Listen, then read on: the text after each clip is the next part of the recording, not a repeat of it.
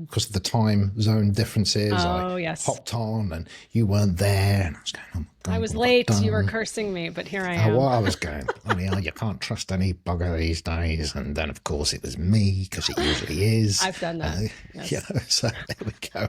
Somebody met you at a social event and went, ooh, what do you do? What would you say? Gosh, I don't go to many social events, but let me pretend I'm at one.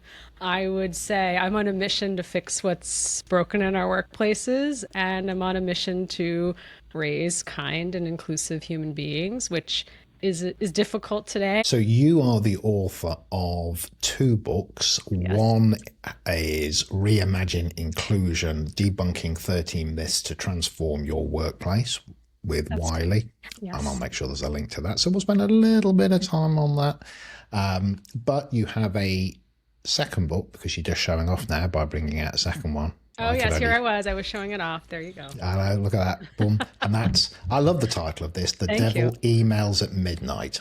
I mean, that's brilliant.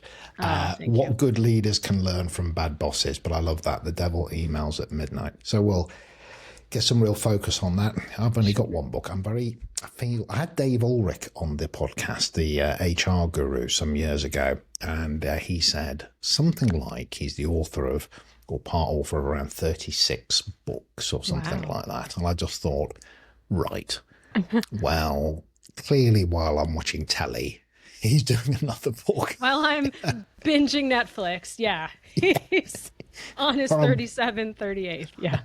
It's just ridiculous. I will evoke the Marvel origin story, which for me is I'm the proud daughter of Indian immigrant parents. I was born and raised in the United States with my younger brother. And I grew up in a time and a place where it was not cool to be Indian.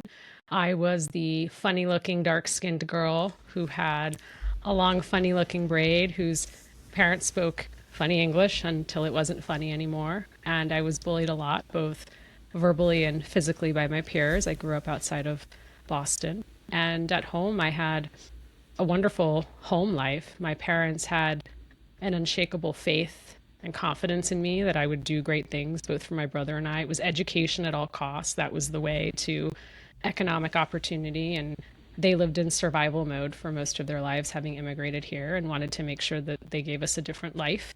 But that idea of, and whether it's you relate to my story in the specifics of it, we all can remember a time where we didn't feel like we belonged. Whether it was that kickball team, you didn't make it onto the soccer league, you weren't invited to a friend's birthday, you were left out of a work event, a wedding invite, we all can draw on that. And it's such a horrible feeling. And that has really driven me throughout my career. And when I was younger, I was both introverted and painfully shy. I didn't have a lot of friends. I read and wrote a lot.